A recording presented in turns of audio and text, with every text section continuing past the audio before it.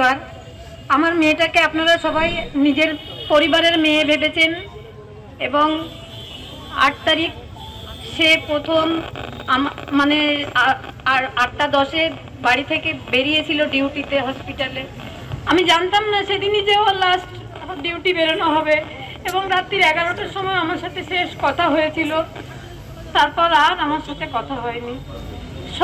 তারপরে সব কিছু জানেন আপনারা সবাই। আজ 54 দিন আমি এখনো জানি না তার সাথে কেন এমন হলো, কিন্তু এই যে আপনাদের সবাইকে আমি পাশে পেয়েছি, এই এত সাধারণ নাগরিক, সিনিয়র জুনিয়র ডক্টর সবাইকে পাশে পেয়েছি বলে আমার এই আন্দোলন মনে হচ্ছে যে আমি বিচার পাবো। তবে একটা কি, আমি ইতিহাস আগে দেখিনি যে এই ইতিহাস তৈরি করে গেছে আমার মেয়ে। তার জন্য আমার মেয়েকেও আমি স্যালুট জানাই যে তোর ভয় নেই মা, এত মানুষ তোর পেছনে আছে, যখন তখন বিচার আমরা ছিনিয়ে আনতে পারবোই। আজ আমি কিছু বলতে পারি। বাংলা হান্টের আরও খবর দেখতে